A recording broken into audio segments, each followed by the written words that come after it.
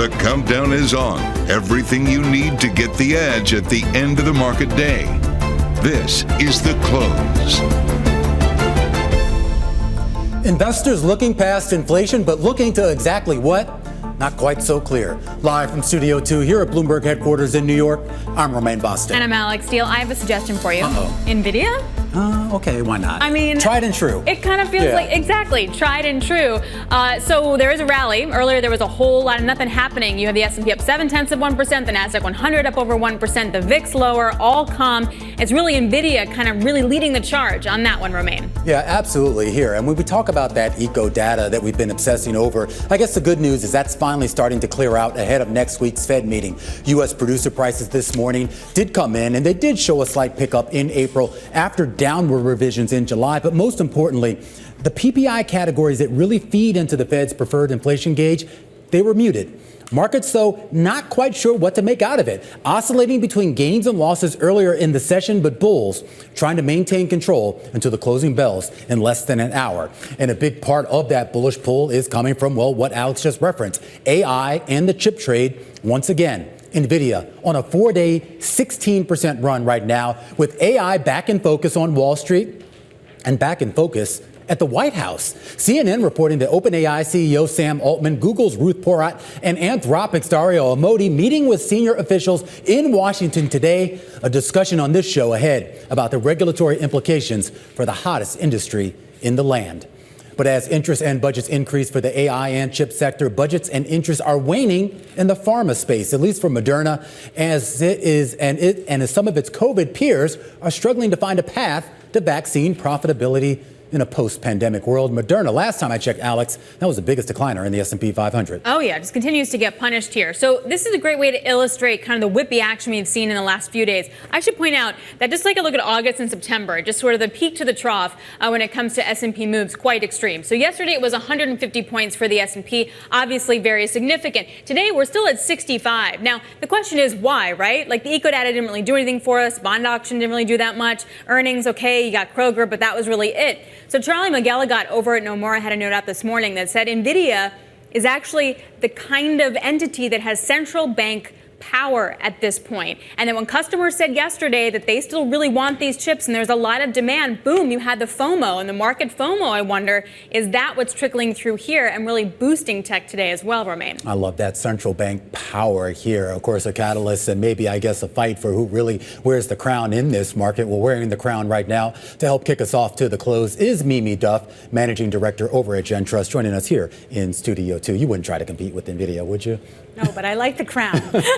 Let's start there, because this gets to the point. And we've kind of been through various market cycles where we've had one or maybe a small handful of stocks that really just have dominated everything. They are kind of like the vortex for the entire world. And NVIDIA, and I guess you can maybe broaden out to chips overall, that is the trade right now, isn't it? It sure is right now. Yeah.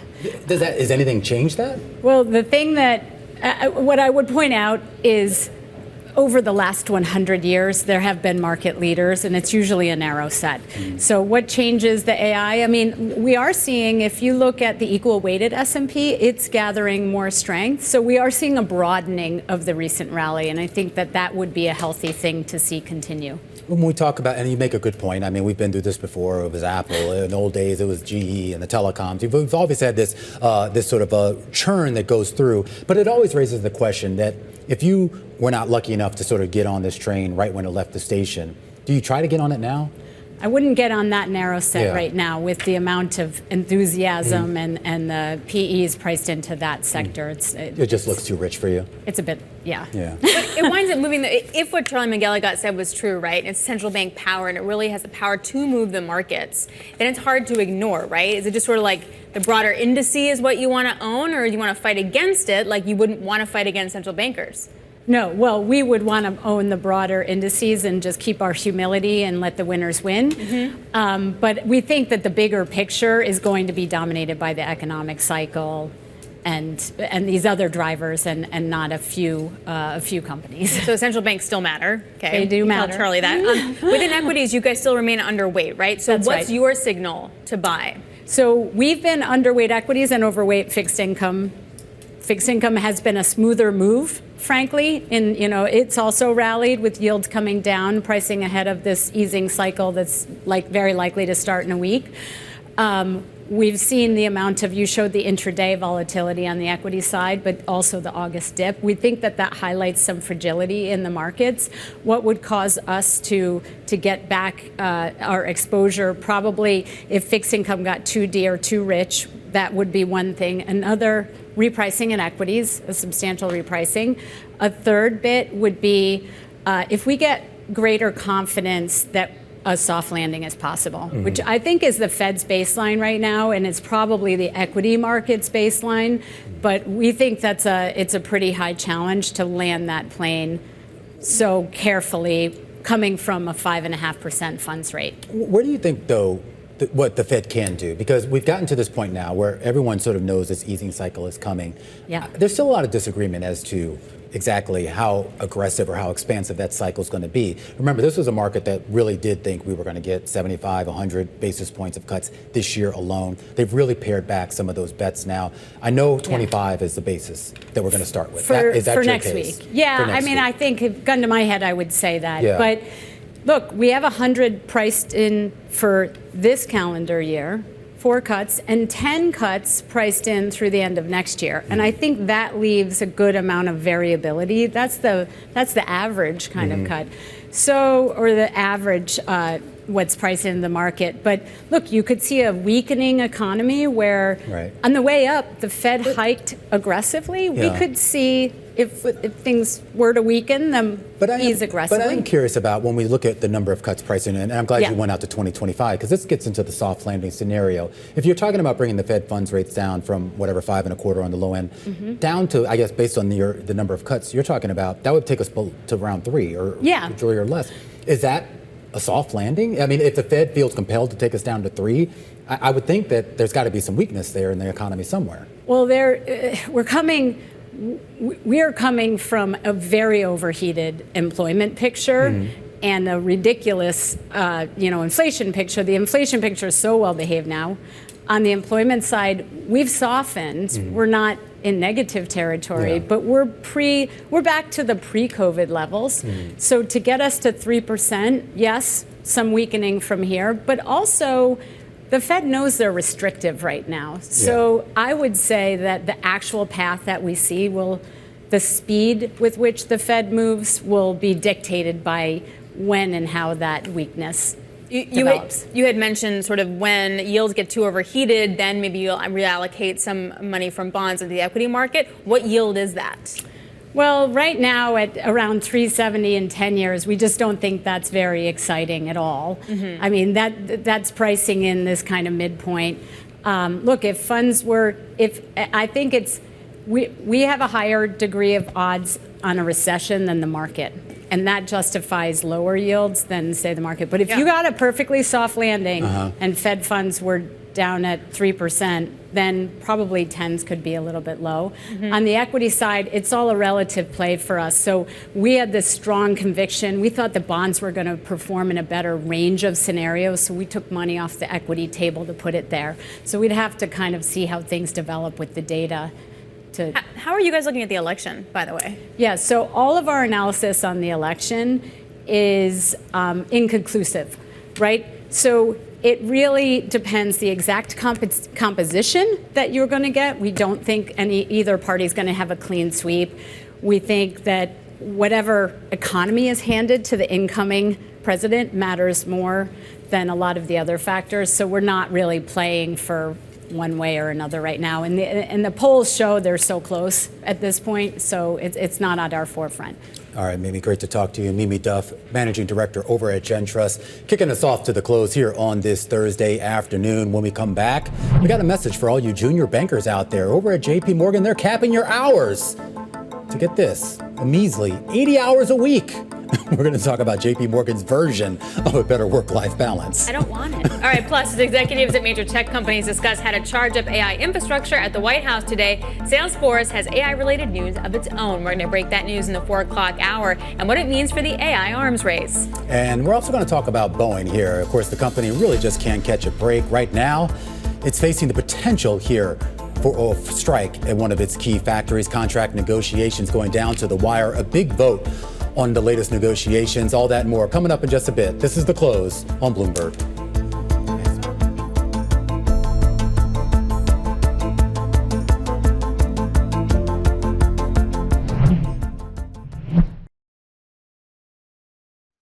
Wednesday, the Fed decides. I know we're all obsessed about what the Fed may or may not do on September 18th. 25-50, that doesn't matter so much. We're being very measured where maybe other central banks aren't. Trust Bloomberg to bring you the fastest coverage and exclusive analysis, including Powell's press conference. We have made no decisions about future meetings, and that includes the September meeting. At this point, the Fed is leaving it open. It's going to be up to Chairman Powell. Tune in to Bloomberg Surveillance, The Fed Decides, starting at 1:30 p.m. Eastern.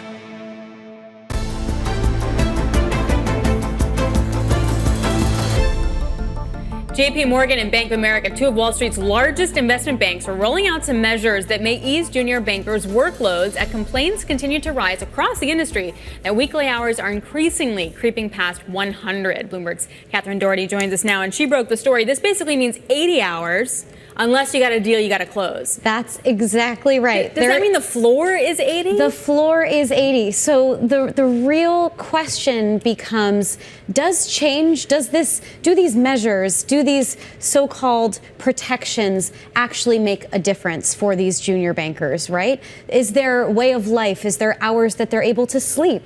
And the actual type of work that they're engaging with, if the exception for that 80-hour cap is that you're working on a live deal, well, presumably if you're hired as an investment banker, you want to be working on live deals all the time, right? That's how you're developing your skill set. That's how you're going to be promoted to the next level. So this 80-hour floor seems to be actually the minimum, which to me indicates that there's still some work that needs to be done in the industry. That's why I'm curious, like how serious we can take this. I feel like we went through this already a couple times. We saw this with Goldman. We saw this with Citi. We're trying to make a little somewhat more genteel environment, whether it was sort of, you can take vacation whenever you want. There's no set amount of days. And then, of course, they're like, if you take more than a couple, you're basically fired. When does Wall Street, why are they even play this game, right? I mean, we know what it takes to get to these levels in the investment banking industry. Why are they trying to pretend like it's something different? So some of it is necessary. Changes. Bank of America, the changes that they're rolling out, it actually has to do with technology that they were using in the past that has become outdated. And part of the reporting of the hours that the bankers were putting in was weekly. And essentially the new technology that has a better infrastructure, and I think it communicates amongst the teammates in a more efficient manner.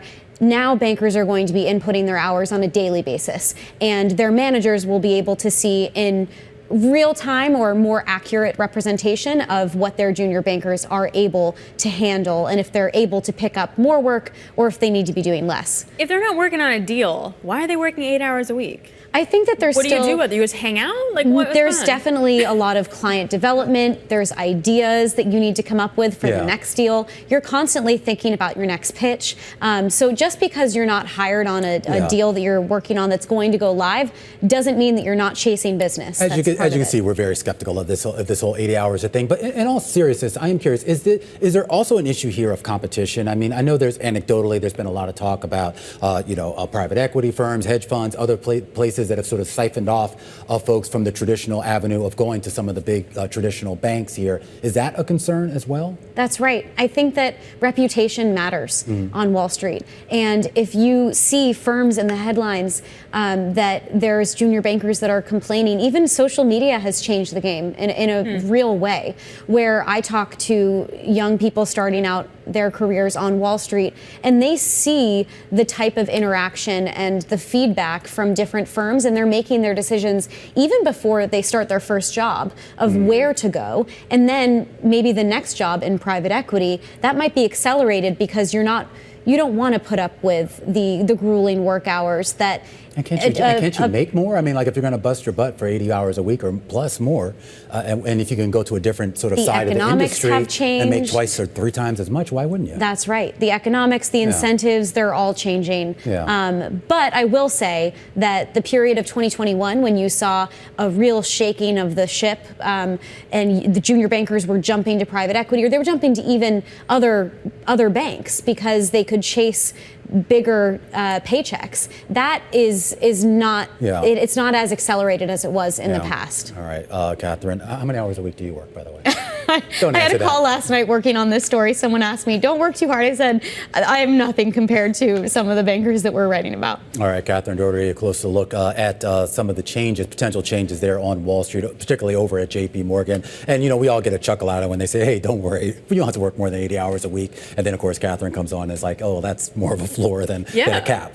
Yeah, Matt Levine had a great piece out sort of getting on this, too. Katherine's nodding at me, is that he was making the point, too, that, look, you work like that for 2 years, but you work like that because then you know how to do your LBO models, you know how to do all your financials, then you can sit in meetings, not have your Excel sheet out after that, become a senior banker, and actually be able to know stuff and say stuff. If you don't have those 2 years of 80-plus hours a week, do you not have that knowledge? I don't know. And then we've also talked, this kind of gets us into a different topic, which is the whole, boom of AI and trying to automate a lot of those tasks that would normally go to those junior bankers, which, of course, would rob them of exactly what you just said, of that sort of experience that gets you to a level where you can't communicate like that. Yeah, I don't know. You tell me. I don't know. Alex, we're in a different phase of our career, so thankfully, or hopefully, we won't have to deal with an 80-hour floor in our work week here. When we come back, though, I think folks over at Moderna are really scrambling right now. The big vaccine company is really trying to find a way to capitalize on the COVID-19 boom, trying to find new uses for its vaccine. It's been struggling. We're going to talk to you about some of its latest moves to cut costs rather than just focusing on growth. That's coming up next on The Close on Bloomberg.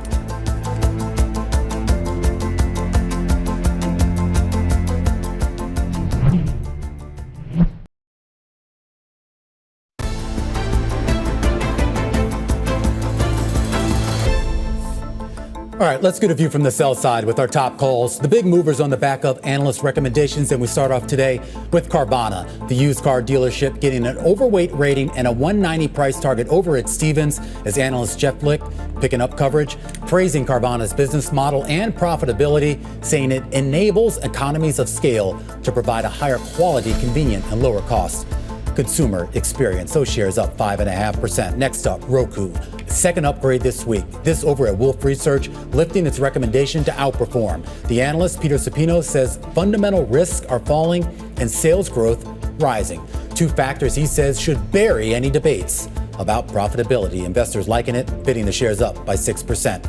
And we want to end things on Micron, the maker of computer memory chips, hit with a double downgrade from outperform all the way down to underperform. BNP Paribas making that cut, also slashing the price target to a street low $67 a share from $140. The analyst warning investors of oversupply in high bandwidth memory chips. He also sees Micron underperforming AI peers through 2025. Those shares down 4%, and those are some of our top calls. The decline you're seeing in Micron doesn't compare at all to what we're seeing today in Moderna. It is one of the biggest movers of the day. The shares down in the dumps after the biopharma company announced updates to its sales guidance, but more importantly, a cost savings plan that involves deep cuts to research and development spending. Bloomberg's Jerry Smith joining us right now for more. How deep are these cuts? So they announced that they're going to be cutting about 20% of their R&D budget by 2027. If you step back, this is a company that obviously during the pandemic generated a lot of revenue from its COVID vaccine. They reinvested that money into a very large R&D pipeline. The belief that their mRNA technology could be used to treat everything from flu to cancer.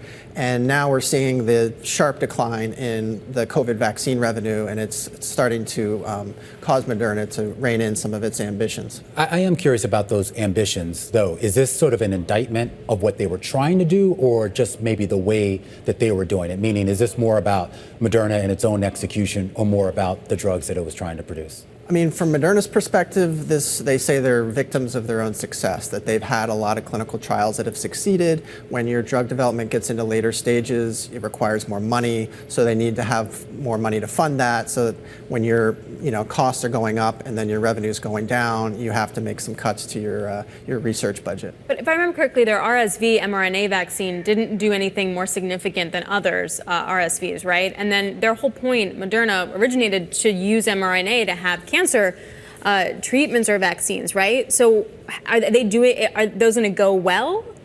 Yeah, I mean, this is a company that just has 2 products right now. Yeah. The COVID vaccine, and then this year they got approval for an RSV vaccine.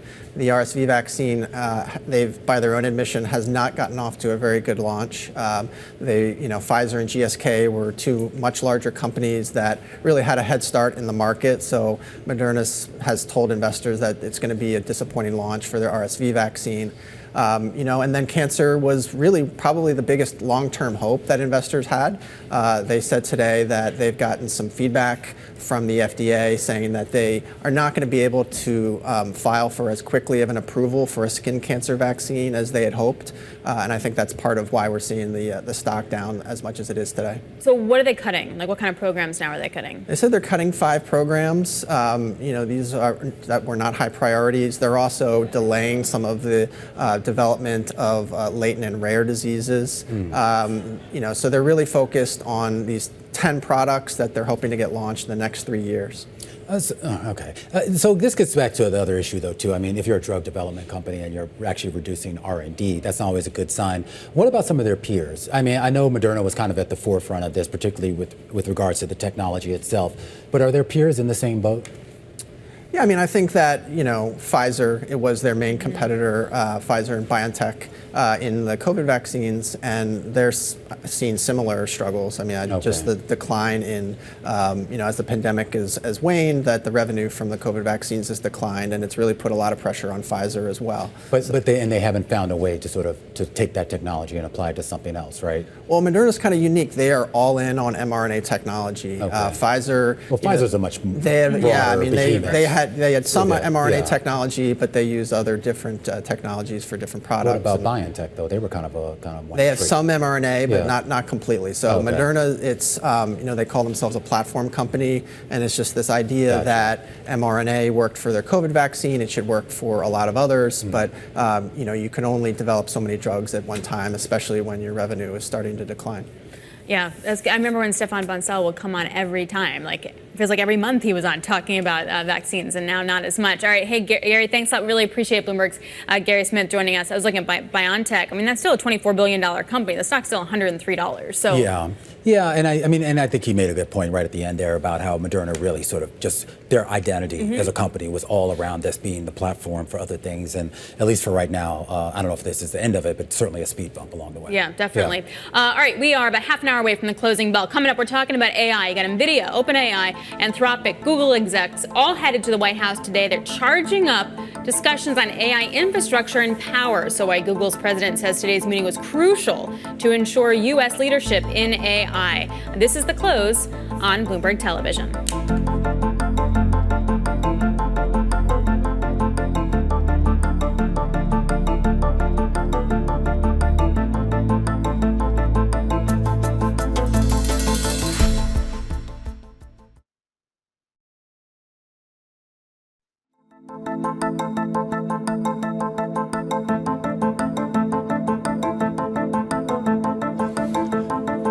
Just about 3:30 p.m. here in New York. This is the countdown to the close. I'm Romaine Bostick. And manly Romaine Bostick. This will make sense later on in our simulcast of the radio. I'm Alex Steele. I know it's a shocker, but you're looking at tech continue to outperform. The NASDAQ is up 1%. And guess what's leading the way? Microsoft. No, NVIDIA. Although Microsoft is doing well too, but it's NVIDIA. So AI industry leaders, including OpenAI CEO Sam Altman, NVIDIA CEO Jensen Huang, and met with senior Biden administration officials at the White House today to discuss how to fill the massive infrastructure needed to keep the U.S. as the leader in the AI arms race. Bloomberg's Michael Shepard joins us now from Washington. And also Jennifer Granholm was there, Energy Secretary, which I felt was also quite interesting. What was the takeaway from these meetings? Well, we're still waiting for a little bit more reporting about what the next steps will be and what the results will be. But heading into it, and some of the early readouts that we got signaled the importance of this get-together. Just by the very names that we have just mentioned, Jensen Huang, Sam Altman, Jennifer Granholm, the Energy Secretary, and also Commerce Secretary Gina Raimondo, that star-studded cast indicates the stakes for the U.S. in terms of its economic security and maintaining an edge in this crucial technology, but also for the companies and their investments in this area and their prospects for growth, too. They need infrastructure, they need data centers built, and they wanted to talk about the ways to get that done. Is this, I know this was just kind of a little bit more of an informal conversation, Mike, but has there been any sense here that some sort of more formal partnership, formal proposal coming out of the White House, out of the government, and an executive order, anything, is on the table prior to Biden leaving the White House in January? Well, the president did earlier this year put out an executive order establishing a working group on AI, but it was a little bit more focused on the regulatory aspects of it. But just as important as the whole question of what the government will do to promote and maintain the U.S. edge in this area. Key to it will be to develop more paths of getting energy to these data centers that are being built, and the industry can't get enough of this data processing capacity to support new initiatives like this strawberry model that we just saw OpenAI release today or talk about today. Okay, so why weren't there actual power providers at this meeting then? Well, the energy sector was represented at the meeting. And what's interesting is that it may not be so much the power providers, but also the grid operators, too. In her statement, Ruth Porat, the president of Google, noted not just, U.S. power generation, but also modernizing the grid. In the space on these airwaves and in our coverage, we have also noted some of the problems in this area, including very acutely in Texas, where a number of data centers are being built owing to the availability of land. But power generation and also transmission are big issues for these companies. All right, thanks a lot, Michael. Really appreciate it. Michael Shepard joining us. I mean, at some point, Romain, you're going to have to put shovels in the ground to put a pipe in the ground. You have the will to do that. Absolutely. And as they focus there on some of the power and transmission issues, another big issue surrounding the development of these AI things as well, just good old-fashioned national security. A lot of data floating around out there, data that, of course, needs to be protected. At least that's the view of our next guest, Chris Sestito. He is the co-founder and CEO of HiddenLayer. It's a startup that offers safety services to other AI models, and it's one of the firms with backing from Microsoft's main venture fund, M12. Tito, great to see you once again here, and I do want to get straight to the heart of it. We don't know exactly if this topic of cybersecurity came up, but I would be frankly surprised if it didn't. Yeah, absolutely. Cybersecurity remains the number one sort of point of friction to deploying generative AI. And so I assume, but I also very much hope that we're discussing it as really what are the requirements to be able to deploy generative AI safely so that organizations can continue to take advantage of it. They can continue to deploy it at the edge. Artificial intelligence remains, the most vulnerable technology out there. And so, we are encouraging, we're spending some time on Capitol Hill this week as well, trying to convince everyone and be aware of the amount of requirements that need to be there, just like all other software, in order to continue deploying it. You say you're going to be meeting with folks on Capitol Hill. How receptive have they been to this message? And if they've been receptive, how far along do you think we have gotten in this sort of Washington, whether it's regulatory or legislative process, and getting something done? So the good news is that cybersecurity remains one of the few bipartisan topics we have that everyone really is embracing as extremely important. They understand that, especially from a geopolitical perspective, that we need to advance artificial intelligence. We need to secure it. We understand that we can be in a vulnerable position, and I think that that's very well received across both aisles. I think in terms of timing, we need to go faster. We absolutely do. I think, and that's true at a global level. I think we see the EU AI Act looking at multiple years before we're going to see some substantial requirements there. I think the executive order starting to take shape with some excellent steps forward, like the AI Safety Institute that's now going to be looking at Anthropic and OpenAI models before they move forward. But that being said, we need to hold artificial intelligence to the same standards that we do other bits of software, and there's a lot we can do today. So it's not just the AI part, it's also building the data center and then those that are going to be connected to the grid versus being their own little mini power centers. Does that expose AI data centers in the grid to like another layer of cybersecurity issues? I would say yes, absolutely. I mean, I think that there's an enormous amount of requirements when it comes to training these models, when it comes to the enormous amount of both energy and other architecture and infrastructure consumption that's required to train these. So I think it absolutely does. I think there's cybersecurity was already an enormous element in terms of our nation's infrastructure, and in terms of requirements for our nation's infrastructure. And I think that that's only multiplied by the amount of resources we're putting into training these models and how much we're going to become reliant on them, both in terms of both governments and large enterprise institutions. So this sounds like makes good sense. Like I can't, like you said, it's bipartisan. Everyone's going to be kind of on board with that, right? What are the hurdles into actually implementing this when we're developing AI?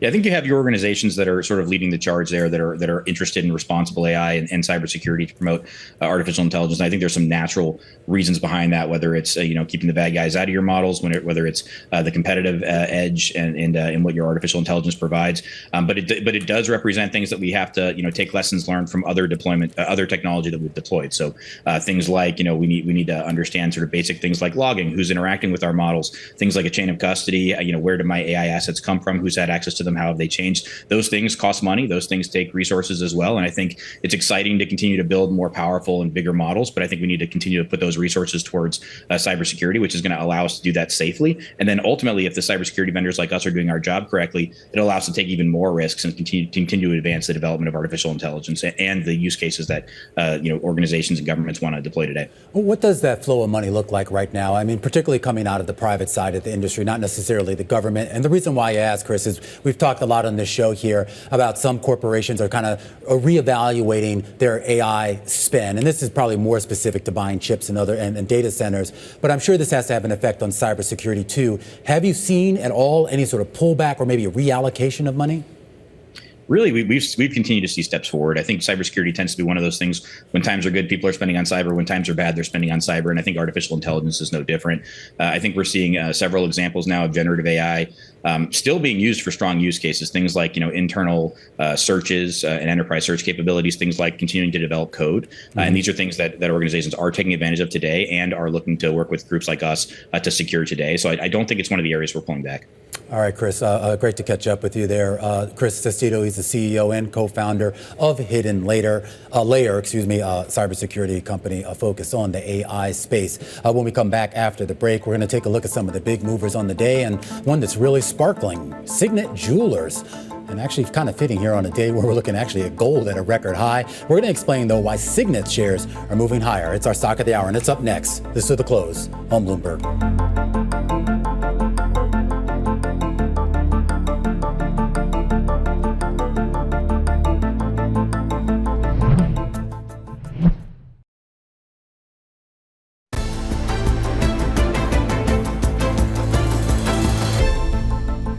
All right, all that glitters is not gold. Sometimes it's diamond. Shares of Signet Jewelers, the world's largest retailer of diamond jewelry, rallying more than 12% here. Its largest single-day percentage gain since at least 2022 after a better-than-feared quarterly report. Bloomberg's Abigail Doolittle joining us right now to talk a little bit more about our stock of the hour. I just took a quick glance at this. The number of units of engagement jewelry rose. Is this the reason why we're seeing this? Well, so romantic. I know. First of all, engagement units. That's we what I said to my wife. We don't even know that it's diamonds. I mean, maybe dear girlfriend, please take my engagement unit. Yeah. Yes. And the engagement unit might also include like promise. I mean, we don't even know here, but yes. Yeah. It seems as though more people are getting married out of the pandemic. There was a big lull, and this is helping them out. The stock is down more than 40% from its 2015 peak. They made a big rebound out of the pandemic, but it's been kind of like choppy. So in terms of the quarter that they're reporting here, they did beat earnings. They also beat comp sales, but those comp sales still down for a ninth straight quarter, sequentially better. So it's one of those better than feared quarters because people are really just fighting for little pieces here. They did reiterate the annual guidance instead of cutting it. So that's a positive, but still we're looking at up 1% to up 2%. And we have the stock having its best day in more than 2 years. I would suggest some of this has to do with a 12% short interest. Yeah, also I'm interested because the prices for the jewelry are up. Like gold's at a record. I was looking at the Diamond Standard Index. It's hard to get a broad base price for diamonds. Well, a lot of people are doing the fake diamonds. The lab-made diamonds. I think that maybe a considerable percentage of diamonds at this point are actually those fake diamonds. It seems as though where there's love, we have people chasing their engagement units. Although I should point out, the Diamond Standard Index is down. So like those prices, actual diamond prices on that index are down. So maybe that's helpful because people see that diamonds and that's an impetus. I'm joking. But it does seem that in the pandemic, there were a lot of couples that came together. They really couldn't get married. And now there's just this boom. The CEO is actually saying the engagement boom is going to last. Here's something interesting. Okay, tell me something interesting. They actually have a proprietary way of tracking engagements. Couples hitting 26 points of their different ways of looking at this, now 9% higher. That's why they're able to say that their engagement engagements will likely increase up to 5% by the well, end of the year. that was my next question, because it's always like, okay, how sustainable is this? Is it just kind of a one-off where all this pent-up love somehow found its way out now that the pandemic is over? But they're saying that maybe we can see some sustainability in the results that we got today. At least until the end of the year, which is actually not very far out, but at least it's something for a company that's been posting, again, negative comps for 9 quarters in a row. I mean, people will take anything. 3.5 months. 3.5 months. Specific, well, especially and in then this there's Valentine's Day. That maybe that will help into the new year. We don't know. Or babies, and you get the baby gift. What's that called again? It's not the birther gift. What did you do? When you had a baby, you just showered it with diamonds and gold? No, what I kind definitely of family didn't. Are you But from? isn't there a thing where, like, when you have a baby, someone gives you a gift? No, actually, what is that called? I don't remember what it's called. A gift? I don't know. No, it's a name. Anywho, Abigail, thanks a lot. Really appreciate it. Bloomberg's Abigail Doolittle. And as we were looking at that, shares have just been pummeled so far this year. And there is high short interest. All right, we're 15 minutes away here from the closing bell on this Thursday. Jay Woods, Chief Global Strategist at Freedom Capital Markets, will be joining us. Just taking a look here at where we are. You got the S&P up by 0.8% off the lows, but off the highs, I should say, but nothing crazy. You got the Nasdaq up 1% and the Dow Jones Industrial Average up by 0.6, up 1%. And the bond market here, I just want to point out there is a little bit of selling, and commodities are also seeing a nice move in. I don't know, there's no like narrative story that connects all these together, with gold then at a record high. This is the close on Bloomberg.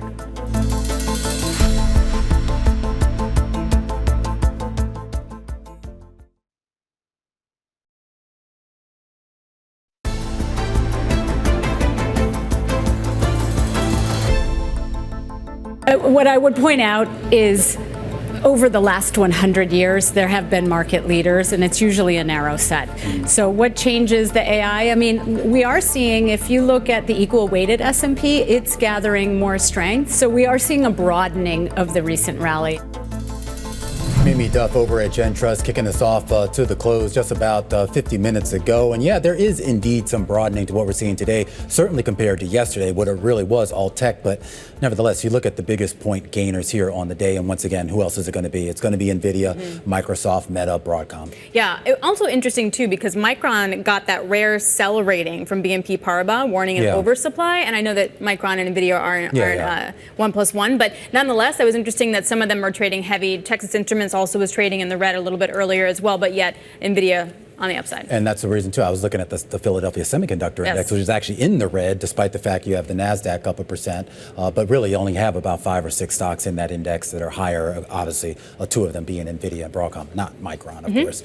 So that gives you maybe a sense of where investors' heads are at here when times get tough, what they flock back to. A lot of people focus on those technical levels, whether this rebound that we've been seeing can actually sustain itself. Jay Woods always takes a close look at that stuff, and I'm pleased to say he joins us right now. He's the Chief Global Strategist at Freedom Capital Markets. Jay, great to see you. Great to see you. All right, I do want to start with tech specifically, and I mean, let's just take the chip space here.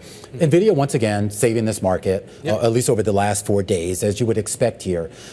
Is that enough? I mean, when you look at sort of where this market was, when it looked like we were really just headed for something bad, and this little rebound that we've seen, are we going to get any help other than just NVIDIA and a couple others? I think we are getting help. I mean, this market has been broadening out, but when the chip sector moves, I mean, given their market cap weight, it's going to take people with it, and we've seen that. So this rebound, this rally has been nice, but today, before I joined you, 10 of 11 sectors were higher. The overall breadth of the market, the S&P 500, we have about 70% of those stocks above their 200-day moving average. To me, that's a barometer of health. So I think while tech gets, the microscope every time, given the pullback that we saw in Broadcom, in NVIDIA, these rebounds are nice. Now the question is, can they sustain? We're still in September. We had 4 down days, 4 up days, down for the month, and then we're at this 5,600 level in the S&P, which is just like a magnet to where we've been drawn over the last 3 or 4 weeks. So we'll see what we do when we get there. Yeah, I was just looking at the moving averages on the chart, and you can kind of see it pinned there. And it gets to the question. This is going to be the sort of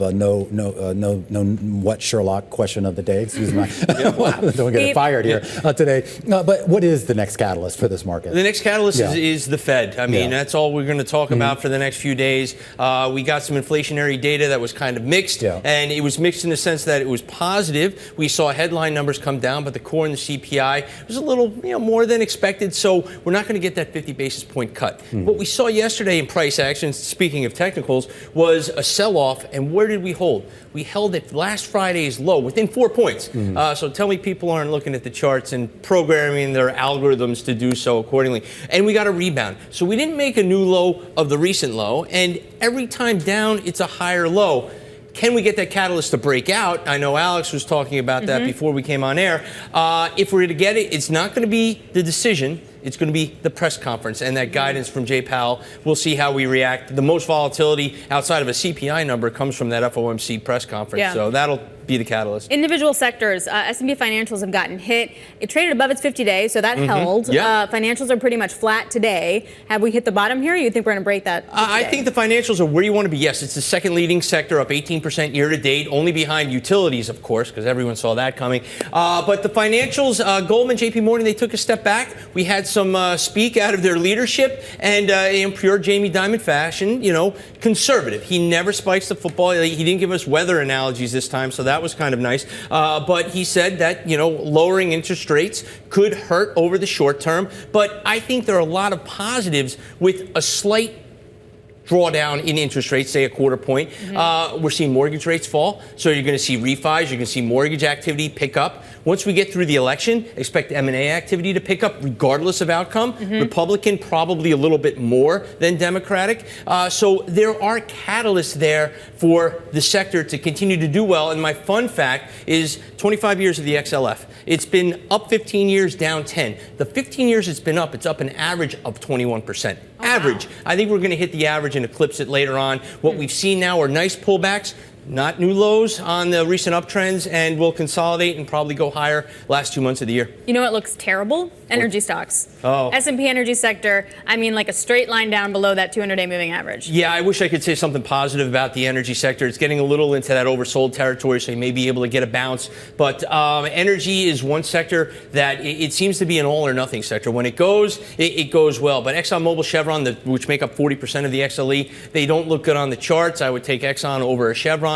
But either one I would avoid right now. They probably need to consolidate before taking that leg up, barring any geopolitical events, and then you may see a little bit of a rally.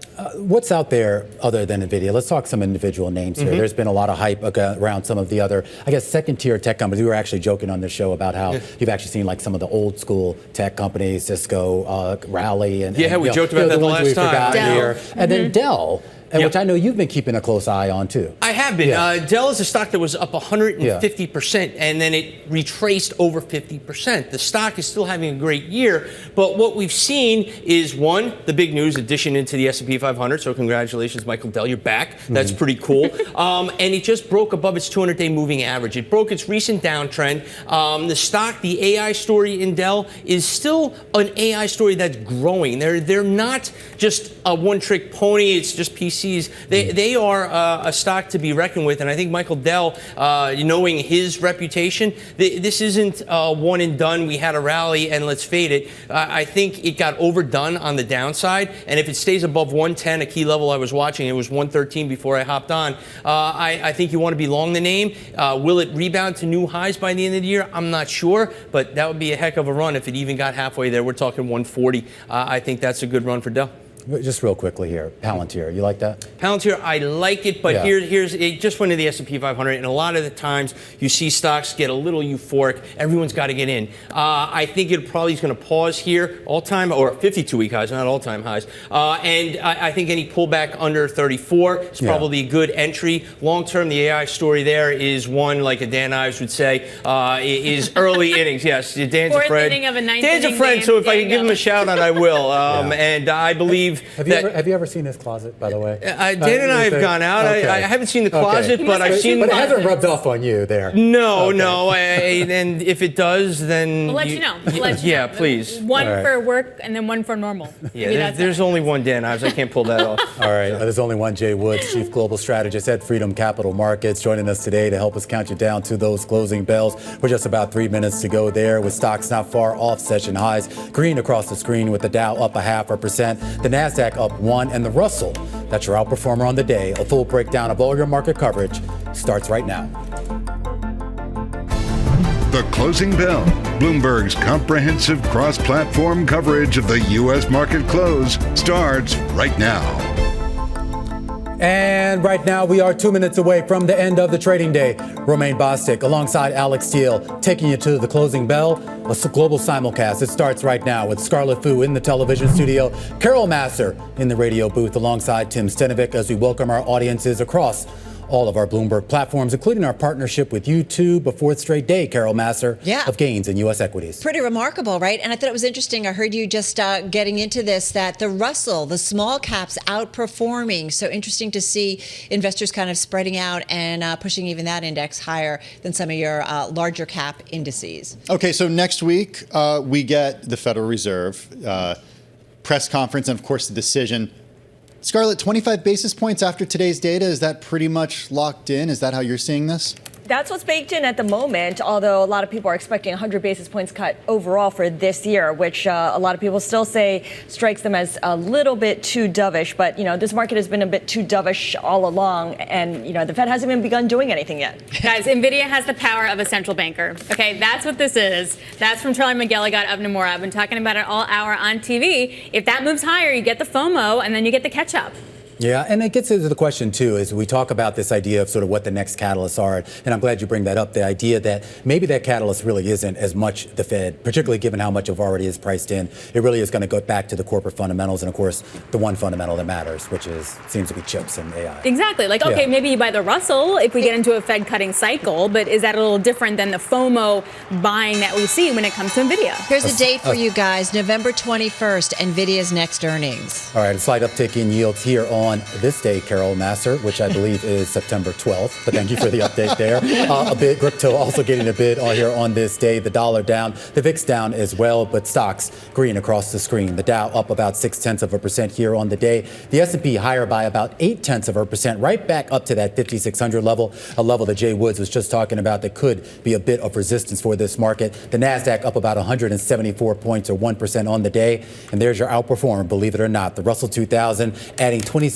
points or 1.2%. Yes, indeed. It is Thursday, September 12th. Tomorrow, by the way, Friday the 13th. Having said that, going back to the big caps, S&P 500, Scarlett, 372 names gaining ground. So we saw a fairly broad-based buying in today's session, 130 to the downside. Yeah, you see that reflected in the IMAP, which, of course, looks at the S&P 500 and its 11 sectors.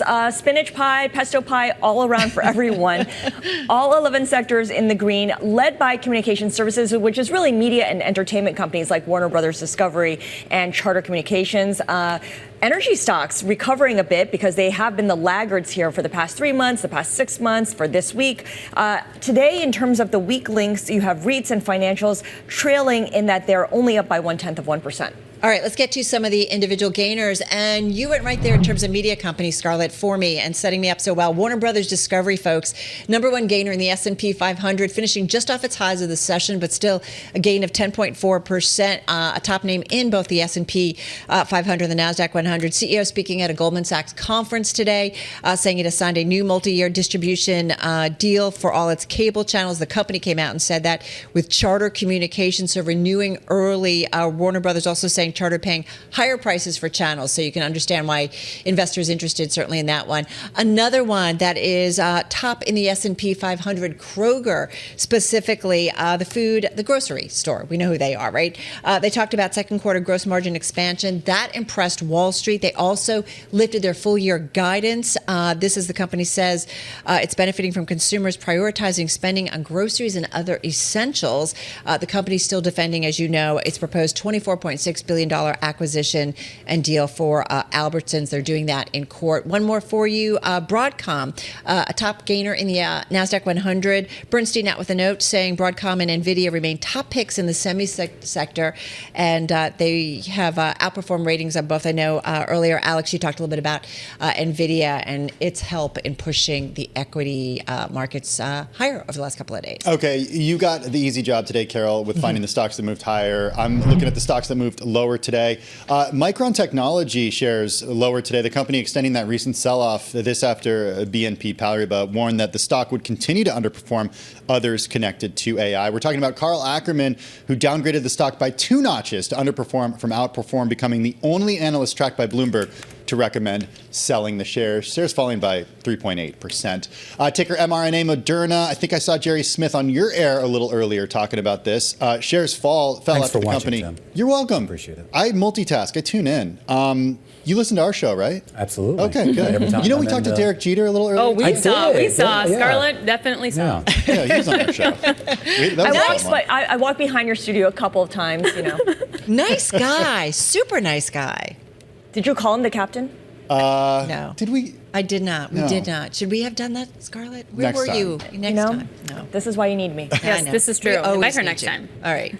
Okay, I'll get back to Moderna, though. The company said it's aimed to reduce its research and development budget by 20% over the next 3 years. It's looking to find a path to profitability following those disappointing vaccine sales. They're discontinuing 5 programs in the pipeline, slowing some late-stage studies of treatments for latent and rare diseases to achieve that $1.1 billion cut from the R&D budget by 2027. They said this in a statement a little earlier today. Looking for a second day in a row at DJT, Trump Media and Technology, down 3.6% today. Continuing its post-debate slide, hit an all-time low since it went public via SPAC back in March.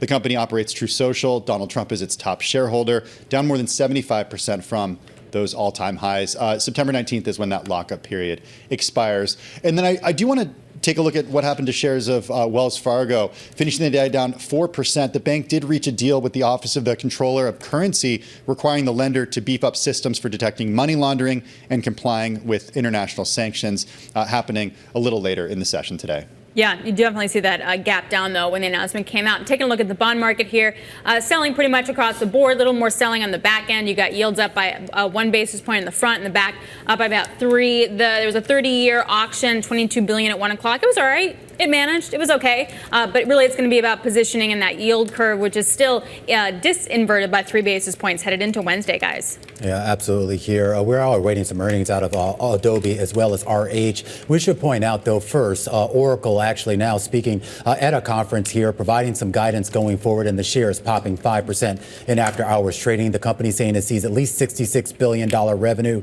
in fiscal 2026 and at least $104 billion in revenue going out into 2029. So see, there's long-term forecasts here, but overall, you're looking at roughly about 20% growth on average on that side. Scarlett. All right, Adobe just coming out with results for the third quarter. Revenue beating the average analyst estimate, $5.41 billion versus the consensus of $5.37 billion. EPS was $4.65 for this past quarter versus $4.53, which was anticipated by Wall Street analysts. In terms of the outlook for the fourth quarter, revenue overall missing the average analyst estimate, $5.5 billion to $5.55 billion. Analysts were looking for $5.6 billion. And digital media revenue, $4.09 billion to $4.12 billion.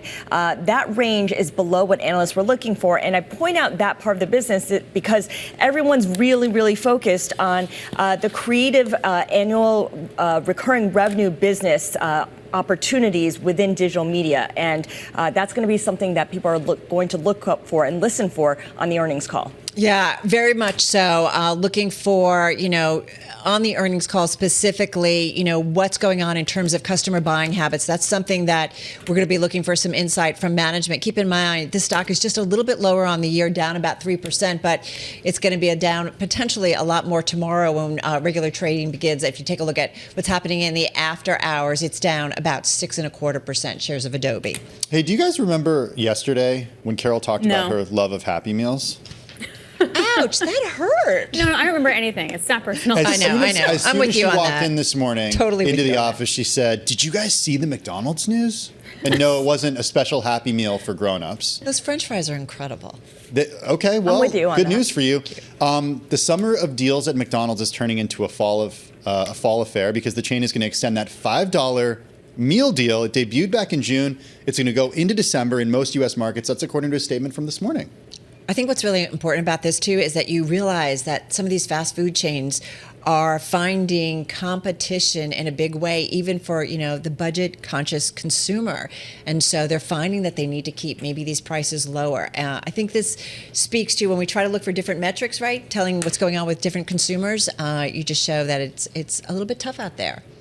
Those fries look really good. And by the way, I had McDonald's for dinner yesterday. Did you really? Yeah. What did you have besides? I had a 10-piece chicken McNugget and fries, and this was at the Yankees game, or before the Yankees game, because I didn't want to pay for the $15 hot dog at the game.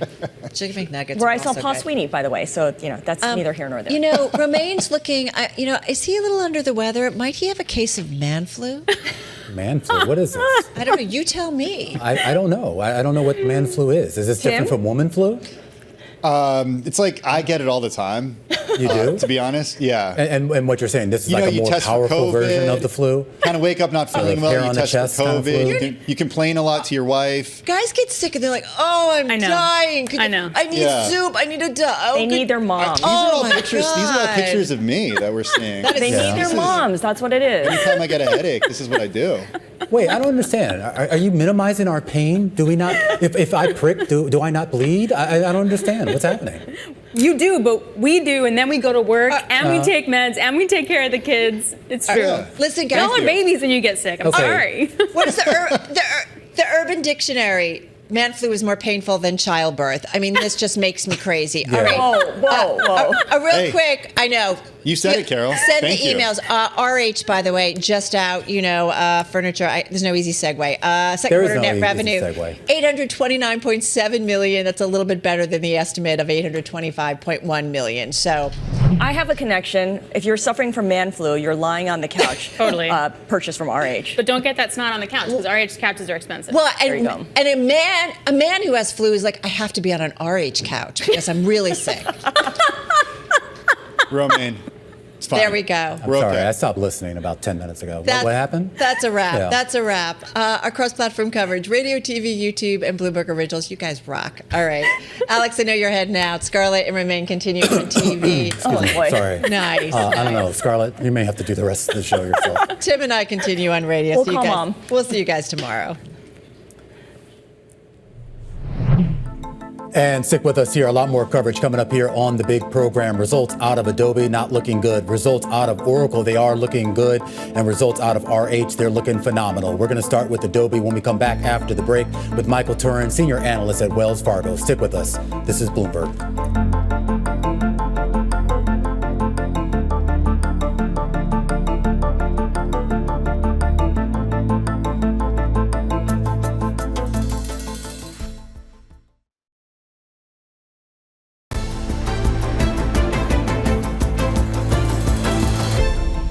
Welcome back to The Close. I'm Scarlett Fu. And I'm Romaine Bostic. Yet another wild day on Wall Street once again here. But, well, if you are a bull, you were pretty happy. At one point in the day, it did look like one of those days where we could see this market fall. But once again, the dip buyers came in fast and furious, and you saw that here on the board. 0.8% gain on the S&P 500, now up more than 3.5% over the past 4 days, strongest 4-day stretch for the benchmark index in at least a month here. You saw modest moves in yields here, but when you take a look under the hood of what really carried this market, once again, it was tech. You also saw a little bit of strength in the oil space here. Oil stocks getting the strong bid with crude oil up for a second straight day.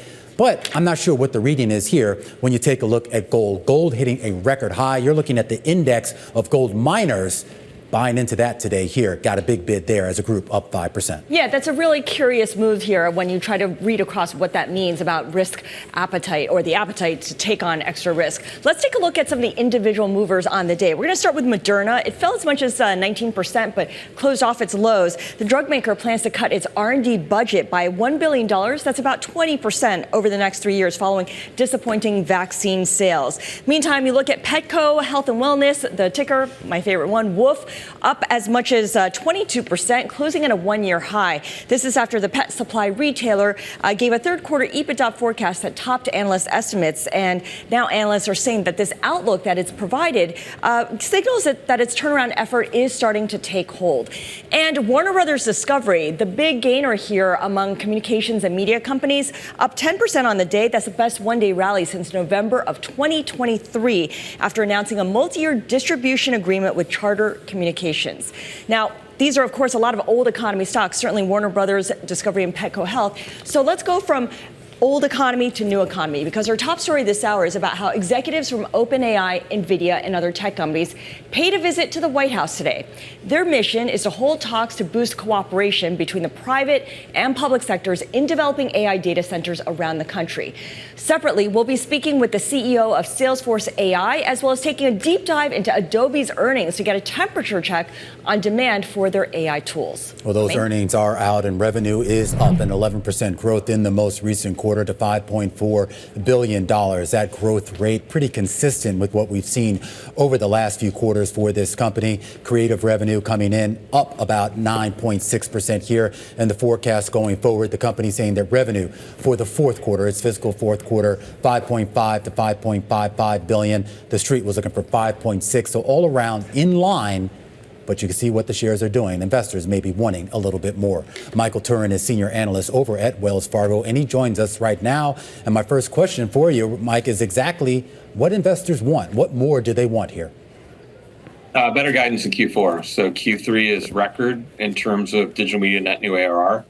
We think good enough, a bit better than expected. But Q4 guidance comes up by less than the Q3 upside, which is going to lead to questions around Q4. And we will be listening carefully and intently on the call to hear if this is conservatism, if there is anything to consider macro or otherwise on the Q4 guidance there. What's the AI story, or at least the AI read that you got out of the news release here, Michael? Yeah, I mean, they've been talking optimistically around what they're doing with generative AI, and Adobe's product set with AI is called Firefly. We think generative design is one of a few tangible use cases of the technology currently. This is unquestionably productivity gaining when you talk to users. Adobe has been speaking to investors around the second half of this year as the point upon which we'll start to see Firefly contributions show up in some of the key metrics. We're seeing some evidence of that with the initial release on Q3. I think investors expect this to continue into Q4 and next year. And so that's where we're going to get some questions. Adobe also has their big conference, the Digital Media Focus Conference is Adobe Max. That's set to take place in Miami in October. So another opportunity for the company to help thread the needle on their product story as tied to AI. So let's talk a little bit about the story with Adobe overall. What is its competitive position compared to Canva and Figma, which, of course, it was set to buy before that kind of fell apart? Is it still the default software provider, or is its position threatened in any way? Well, uncertainty has come up, and investors don't like uncertainty, and so Adobe stock has been more volatile than usual. We think the competitive moats are tied to a few things the company has been highlighting. Certainly enterprise positioning. They are the only platform within enterprise that can handle the process from design to publication, and metrics and monitoring and everything that's required afterwards as well. So we think positioning within enterprise and as that end-to-end tool chain is quite strong.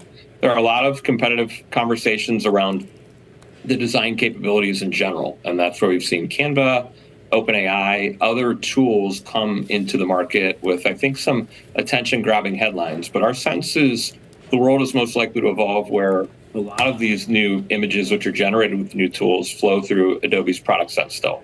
The company is also taking advantage of trust. Trust is a significant concern across large businesses who are leveraging these technologies.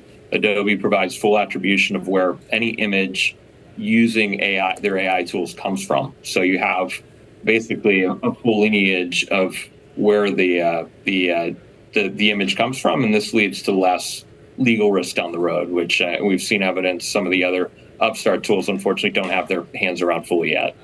Does Adobe need to make any acquisitions? I know that it's under a lot of scrutiny, as are any company that's engaged in the AI space right now.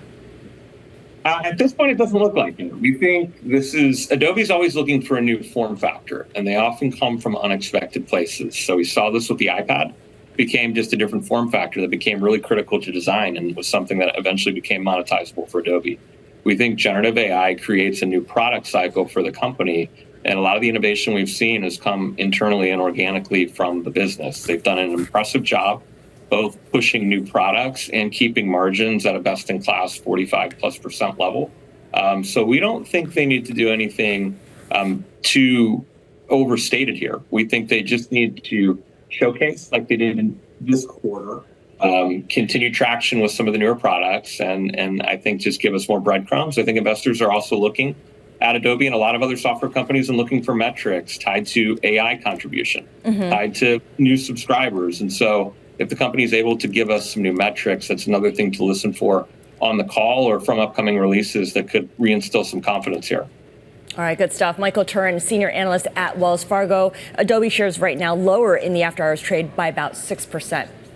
Coming up on the close, we're counting down to the Fed decision next week and its impact on the muni market right now with Jennifer Johnston of Franklin Templeton's Municipals Department. This is the close.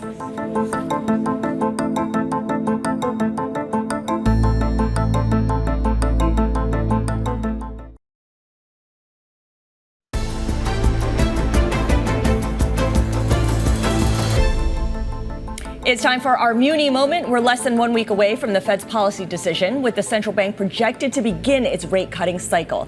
What does that mean for the municipal bond market at large? Jennifer Johnston is Director of Research at Franklin Templeton's Municipals Department, and she joins us now. Jennifer, good to speak with you. After months of anticipation, you could even say years at this point, the Fed is expected to finally begin its rate cutting cycle next week. How has this long buildup to this moment affected the supply and demand dynamics of the muni market? Yes, it does seem like it's been a long time trying to get to this moment in time, but we've even had some data come in this week that continues to support rate cuts starting next week. It's going to be really interesting to see sort of what the impact is. You know, from the technical side of the municipal market, you know, we've actually seen extremely strong supply over the last several months. A lot of this is driven by the election and a desire to get bonds issued into the market ahead of the election. So we have a lot of supply, and we've also seen fund flows start to turn around. The money that's coming into the market, though, is really going into the SMA product line and not as much into the fund flow. So what we're looking at is what's going to get that money into the funds. And we've had an inverted yield curve for quite a while now, and we've seen that slope start to steepen over the last few months. And we think as the rate cycle, this new rate cycle starts, we'll continue to see that. And we think it's a great time for people who've been on the sideline, invested in cash, to get out of cash and start getting better invested. And the muni market's a great place to do that. So just to go back to the supply question for a moment here, to what extent are some municipalities perhaps holding off on issuing debt until after the cutting cycle really begins in earnest? I know that they want to get in there before the election and all the uncertainty, but I'm sure some are waiting if they can. Yeah, so we're getting kind of mixed results on that. You know, the people who can are going to try to front run the election. These are probably your issuers who have a more frequent market access cycle where they're accessing the market more frequently during the year. Those that come in every 2-5 years, it's going to be more actually driven by their sort of capital planning process. And they may not be as driven to kind of beat the market or beat the election like others might. So we're kind of seeing a mixed vote depending on whether you are a frequent issuer in the market or one that just sort of pops into the market, you know, every 2 to 5 years. Has there been any concern, though, Jennifer, about potential competition on rates? The idea that we've gone through this sort of lull, if you will, in that hiking cycle, the end of it, if you will, here, and munis look great. I mean, if you're an investor, I mean, not just the tax exempt status on some of those stuff, but the idea here that relative returns on both the top and the bottom line, so to speak, in that space were attractive. That changes, particularly if you get a Fed that's aggressive in moving rates down. Yeah, here at Franklin Templeton Fixed Income, we actually are probably a little bit more conservative in terms of what our assumptions are for rate cuts going forward. So we actually think that it may not quite be as aggressive as what the market is sort of telegraphing right now anyhow. But we do think there's actually great value out there. If you move sort of lower down in the rating spectrum into the AA, single A, and even triple B universe, as well as moving out the maturity curve as well. And we think this is sort of the sweet spot for people to get out of cash and try to lock in these rates. And you don't want to be late to this party because this won't last forever. You don't, but to just kind of play devil's advocate here, I mean, do you go down in quality and go out in duration in a rate environment that's going down, a rate environment that you would assume has to include some sort of economic risk? Otherwise, why would the Fed be moving? Sure. We actually think that's why municipals can actually be a great asset class to do exactly that. And that's because default rates are lower here. Even if we go into some type of economic slowdown, that sort of thing, we still have very strong fundamentals in the municipal space. There might be some headwinds as the economy slows, and some decisions that have to be made from a budgeting standpoint and that sort of thing. But with, default rates as low as they are, with default rates lower than some of our, corporate asset classes, those types of things, we think that, with the good research staff, which is an important component in being able to feel comfortable going down lower in quality, I think it's a great place to be. All right, Jennifer, always great to talk to you. It's been way too long. Jennifer Johnston there. She's the Director of Research at Franklin Templeton's Municipals Department. A closer look at the muni bond space here in our Muni Moment ahead of a big Fed meeting in less than 1 week's time. When we come back, the Fed is also going to have to take a closer look at the health of the consumer, and we're going to do just that ourselves ahead of tomorrow's University of Michigan Sentiment Report. Adrienne Yih over at Barclays, who knows this space better than anybody, she'll be joining the big program in just a second. This is The Close on Bloomberg.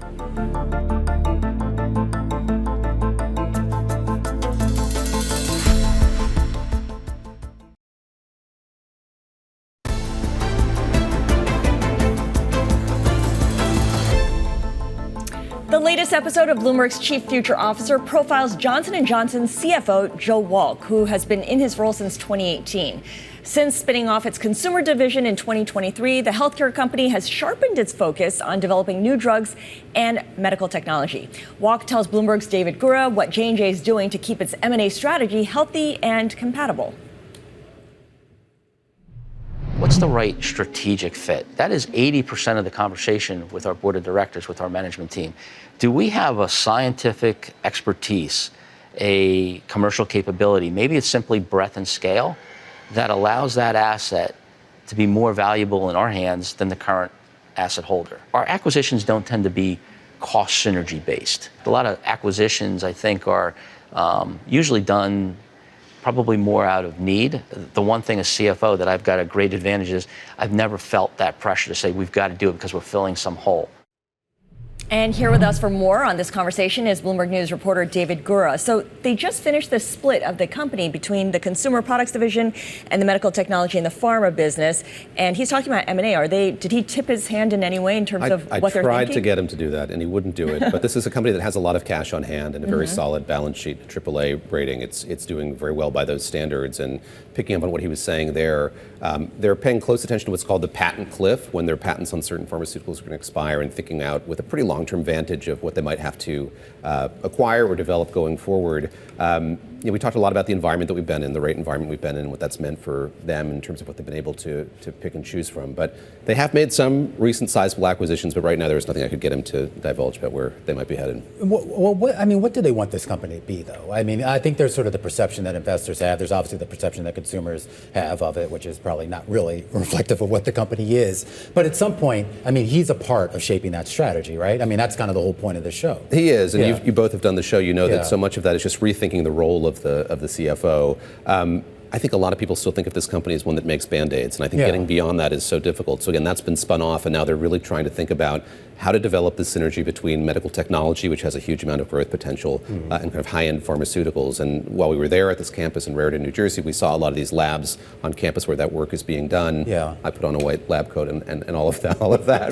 Did you get to keep the lab coat? I did not get to keep it, but I think that they're very proud of the fact that they're able to kind of do those two things together, and they see that as a kind of a factor that could give them an edge. But I am curious, though, did he talk about the cost of doing that, though? Because when you start talking about we want to be this expansive drug company, like in my head, I'm just hearing dollar signs like ching, ching, ching, ching. He did. And you know that with pharmaceuticals, the amount of money that you have to put into drug development is so huge, and there are successes, but there are many more failures than successes. So when they enter that process, they know that there's going to be a lot of risk associated with it. And we spend a lot of time talking about new areas of technology they're getting into. So we talk a lot about AI and what that could bring. For them, it's drug development, and they think that could really accelerate the process. So they've hired hundreds of new employees kind of working on generative AI in specific. What the CEO of the company said to me is the advances that we're going to see in the next 10 years are going to dwarf what we've seen over the last 100 years in terms of what we're going to be able to see in healthcare. So he's very optimistic that that's going to change the game in terms of what they're able to find and how they're able to develop and tailor pharmaceuticals. So that drug development, that innovation, he also cited a threat to that, which is the White House's drug pricing negotiation law that the Biden administration has been behind. How does he see that shaping what they're able to do? Yeah, so the Inflation Reduction Act has this provision where Medicare is going to be able to renegotiate a lot of prices in the top 10 most expensive drugs, and 3 of them are Johnson & Johnson drugs. And so we're in the middle of that now, and the CEO is very frank and quite critical of that law. Both he and the CFO, Joe Walk, said to me that they agree that there are problems with how drugs are priced and what consumers are paying, but they see that law as being kind of a ham-handed way to deal with it. But in terms of how they're intersecting with policy, this is a huge focus for them now, those negotiations and what that might mean for their bottom line going forward. All right, David, great stuff. David Gura there. We had a chance to catch up with the CFO of Johnson & Johnson as part of Bloomberg's Chief Future Officer series. That latest episode available now on Bloomberg.com as well as on YouTube. All right, let's take a look at how markets closed on the day. We had a gain here of 0.8%. It was kind of like a stealth rally, just gaining steam throughout the trading day. Yeah, and we kind of saw this pattern over the last few sessions here. A lot of that, of course, was coming into tech. And we were talking, I think, the last couple of days about whether there was a defensive posture to this or this was really people buying in. Jay Woods over at Freedom Capital kind of came on and kind of talked about this idea. Really pay attention to some of those technical levels on the S&P. The idea that you're in this tight trading range right now. If there is conviction behind this, you'll see it break above 5,600. It did not do that today. It closed right below that 5,600 level. Small caps did continue to outperform here, gaining 1.2% on the day. Treasuries did not move a whole lot. Of course. Did you buy gold today? I did not because it's at a record high. Good, smart. There you go. It's not buy high, sell low. Yeah, I'm waiting. This is the close on Bloomberg.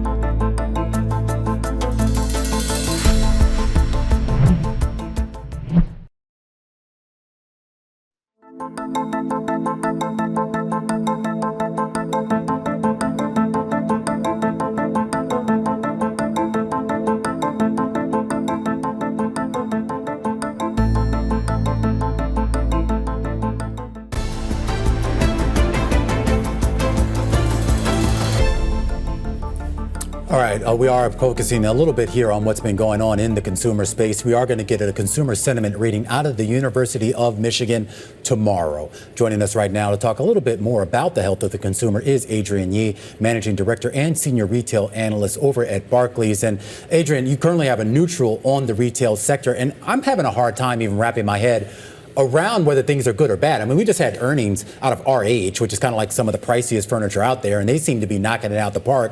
Meanwhile, I'm looking at other retailers, and they seem to be struggling. So, I mean, put this all together for us. Where do we stand? So I will. I'll put it together for you. So what's happening is that those companies, we think about kind of like a cyclical kind of sine curve, right? That kind of big wave. Those companies that were sitting at the top of that wave, the Lululemons, the Ultas, right? They kind of powered their way through the past, 2 years with great success. Every time last year they were beating quarters, we were raising the bar for them. That was not the case for, say, an RH that just reported. They put up their first quarter of positive sales growth, but they're sitting on the bottom. So really this is such a stock picker's market. I can't say that enough times. The health of the consumer is fine, but they're being very, very choiceful. This is the part of the cycle where it's kind of the 80-20 rule. 20% of companies are names that you want to own. They're coming off the bottom, they're expanding margins, but it's really where they are in the cycle rather than kind of buying a basket. I got you too. So we see that pop in RH. We should also point out for our viewers, you're seeing some of their competitors like Wayfair, Arhaus also rise. We had Signet earnings out earlier. They're also rallying here on the day. Talk about kind of the lower end spectrum of the consumer's landscape here. Those folks who are looking to save money. We've seen people gravitate to, Walmarts and some of those quote unquote discount places here. Should investors be looking more to those places for the basket of stocks, or is that also idiosyncratic? So what I would say is this 50K target consumer, they have been under the most duress from kind of inflation. So if you think about the essentials, the kind of what people need, food, transportation, housing, right? Those categories for this 50K consumer cohort make up about 75% of their take-home pay. There's just not a lot of room for discretionary. So we have seen Walmart do well. Walmart rolled back prices. The off-pricers, TJX, Ross, Burlington, they did phenomenally well during this last quarter, and they target, at least Ross and Burlington, that lower household income. So what I would say is if you're looking at sort of these discounters, or the ones that target the lower end household incomes, they have to be companies that are giving back price. I mean, actually, the prices that TJX and Ross are delivering this year are lower, right, than the ones last year, but they're doing that and they're what we call buying the comp or generating comp. They're taking back market share by providing value. So that puts companies like dollar stores in a terrible position because they don't have that room to maneuver. You had said about that we're in a part of the cycle where the consumers are really choiceful. So to what extent does your management team make the difference here in everything in terms of how they execute on the strategy that they've already laid out? That is an unbelievable great point. What I will say is you're buying the management teams at this point. Right. So we are in what I call an ebbing tide. There's consumer malaise, right? We're in the demand part of the cycle with no support whatsoever on that inventory supply. We're sitting at peak merchandise margins because we cleaned it all up last year. So now you're kind of running solo with no safety net. So it's all about generating comp, right? Accelerating and taking market share. And so really, you know, at this point, we are really looking for a turnaround story. It's all in the management team. For a pre-existing story that you want to keep growing, it's all in the management team. That is, I think that's the most excellent point here. When you are in this stock pickers market, you rely even more on believing that the management team matches right what you're expecting them to do. Okay, so give us some examples of the management teams you think are executing as they should and putting their companies in a great position to continue to capitalize on the current environment. Yeah, so I'm going to make a comment here. Where we're in this kind of part of the cycle where really great long-term compound growers, right, they're still great companies, but they're not great stocks right now. Because as I said, they're coming off the peak of the cycle, right? So those who are coming off the bottom of the cycle are actually your cyclicals. They may not be the best kind of long-term growth CAGR stories, but they are the best stock assets right now. The name that I want to point out here with the great management team is the new management team at Gap. So Richard Dixon, who came to the helm about a year ago, look at the delivery that they're putting up in the apparel sector, killing it at Old Navy by delivering that value. All right, Adrienne, this is a great story and an ongoing one. We're going to have to continue it another day. Adrienne Yih over at Barclays, a closer look at the consumer as we continue our coverage here on The Close with the pivot to a closer look at AI. News just crossing the Bloomberg terminal about Salesforce shaking up the AI game. The software company unveiling Agentforce, a platform that allows companies to scale their workforces on demand. Clara Shih is the CEO of Salesforce's AI business, and pleased to say that she joins us right now. All right, Clara, give this to me in sort of layman's terms here. When I hear Agentforce and I hear I can sort of utilize these bots to do tasks for me, just explain specifically what these things can do or what this technology can do. Well, we're so excited to be launching Agentforce. It's our trusted autonomous agents for the enterprise. We've heard from McKinsey, from Goldman Sachs, from so many that 90% of the value realization from generative AI is going to come from the front office. And that's really what Agentforce is about, is giving sales teams more capacity, customer service teams, marketing teams, commerce teams, really at a time when in this macro environment, every company in every industry wants that boost. So the idea though, so like normally when we kind of think of some of these assistants, the idea is that as I speak to it or ask it a question, it's just kind of feeding me answers that have already pre-programmed in there. Is this particular product, what you guys are putting out there here, is it capable of kind of, I guess, interpreting what I'm asking and coming up with its own answers itself? That's exactly right. I mean, the pre-programmed, hard-coded decision trees, that's the old world of chatbots pre-LLM. And what we've done with Agentforce is, AI is all about the data. And so customers already have 25 years of their trusted customer data, transaction data, interaction data, structured data, unstructured data, Plus, we have our new data cloud zero copy network, so that we're pulling data from across the company, from all these different siloed systems, to be able to deliver a much smarter agent that can answer questions, but also automate actions. So, Clara, with these autonomous AI agents that Salesforce is really going to unleash upon the world, are these customer-facing, or do they work in the background and behind the scenes to help existing employees? Well, it's a great question. We are so thrilled. Agentforce has both agents that help employees, like a merchandising agent assistant or a buyer agent, but we also have self-service agents. So whether it's a sales development rep for a prospective customer, or it's a customer support agent through Agentforce. And if you look at our customers like Wiley and OpenTable that are using Agentforce today, they're seeing a tremendous amount of productivity gain from deploying these Agentforce agents to be able to answer and take action for their customers 24/7 on any channel. And so they can save their human workforces for the harder, more complex questions, and also problem solving and deepening of relationships. How do you get around the fact that some human customers, some human consumers don't want to interact with AI agents? They don't want to interface with AI. They want to hold out and talk to a human being. You know, it's so important to have Agentforce be the place where humans and agents work together, because there's always going to be situations where you want humans to intervene. And at all times, you want to keep humans at the helm, supervising what the agents are doing. And so when customers have an issue that, the agent doesn't know how to answer, it can seamlessly hand off that customer to a customer service rep using Service Cloud, or to a salesperson using Sales Cloud. I want to talk about the development of this and kind of where it goes next, Clara. I mean, this is effectively, at least on the edge of kind of that holy grail of what AI was supposed to be back when folks were sort of tinkering with us back in the 50s, 60s, and 70s. I think Brett Taylor, who used to be at Salesforce, now, of course, at OpenAI, has really been banging the drum on this. Are you working with OpenAI at all on this project, or is this something that's independently being done within Salesforce? We've had large language models developed by our Salesforce research team for almost 10 years. And what we're hearing from customers and what we're seeing in our own benchmarking and large language model leaderboards is that the number of models that are available and the stack ranking of model performance on those leaderboards, it's consistently evolving. And so we partner with OpenAI, we work with Anthropic, we work with Google, with Amazon, with any number of models, including open source models like Llama and Mistral, because A, we want to give customers choice, but B, because we know that this is a rapidly evolving landscape, customers don't want to lock in to a single model or a single model provider. And so we give them model choice. And then more importantly, we give them the entire technology stack they need to make their model work in production.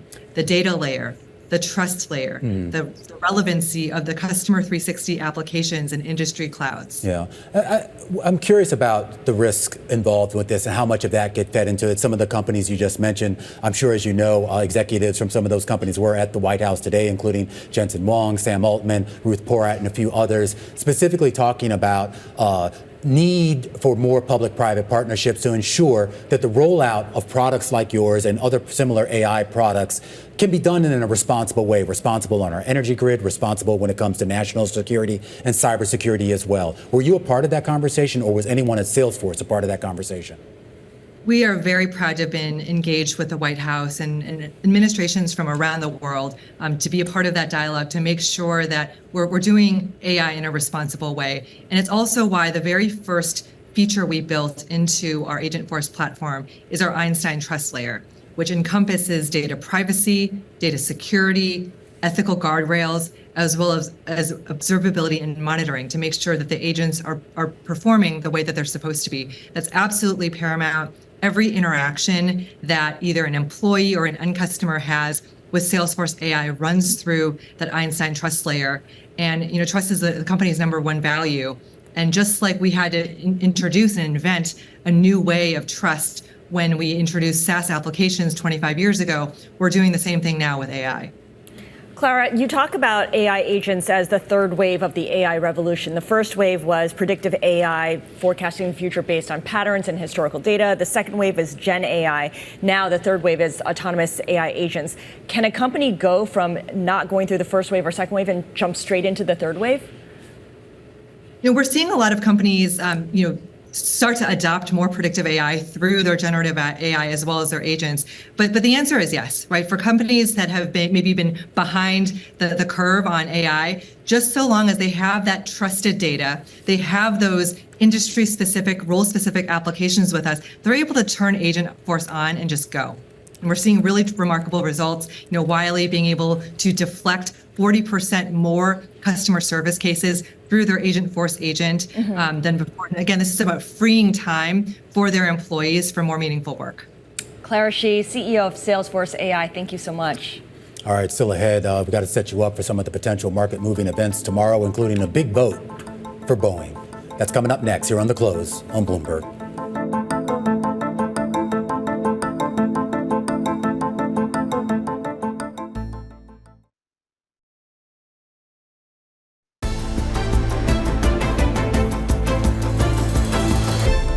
Boeing is bracing for a potential strike as union workers in the Seattle area finish voting tonight on whether to accept the terms of a new agreement with the plane maker. You could see Boeing shares down about 0.1% after hours trading. Bloomberg's Julie Johnston joins us now from Seattle. Julie, do we have a sense of what people are anticipating, both employees and also analysts, on how likely it is that this deal will pass? I can't speak for the analyst community, but the employees I've talked to today are pretty confident this is going to wind up in a strike that would kick in at midnight tonight. What exactly do they want, Julie? Or let me rephrase that. What more do they want, Julie? Well, just remember, this contract replaces an agreement that was negotiated in 2008. So it's been a long time since Boeing and its union sat down and hashed out the nitty-gritties of of every aspect that governs their job. So that's problem number one. Number two, the workers were locked into a long-term contract about a decade ago, and the pay raises in that deal did not keep anywhere, did not come anywhere close to inflation when it took off this decade. So people were pinched, and they are really angry about it, and really, feeling like this does not go far enough to do away with the hurt that they experience. Just give us some context here. How many union members are we talking about? How big a share of the overall staff is it? Okay, it's about 20% of the company's global workforce, but this is the heart of their manufacturing for their jetliner business. And so 33,000 people here in Seattle and in Oregon, and there's some other smaller units around the West Coast. But it's really the Seattle manufacturing that is at stake with this deal. And with it is Boeing's financial recovery. Well, that's what I'm curious about. I mean, you're on the ground there. We've been covering a lot of these labor strikes over the last few years, and in particular, over the last year or so. And in those situations, you were dealing with companies where the workers kind of had the upper hand because they could point to those companies and the profitability and say, hey, we want a piece from that. What are they pointing to with Boeing right now? I don't think anyone knows what their future is long term. Well, that's interesting. Yes, I think there is a level of concern here about the company's long-term status. However, Boeing gave its CEO a 40% raise in March. And that is really not going over well, by the way. On the streets of Renton today, outside the 737 factory, people kept bringing that up. All right. Well, optics certainly matter. Julie, we got to leave it there. We're definitely going to catch up with you tomorrow to find out the results of that vote, particularly if they do go to a strike. Julie Johnston on the ground out there in Seattle. Meanwhile, back here in New York, Scarlett Fu and Romaine Bostick wrapping it up at the close. Balance of Power is coming up next for all your politics coverage right here on Bloomberg.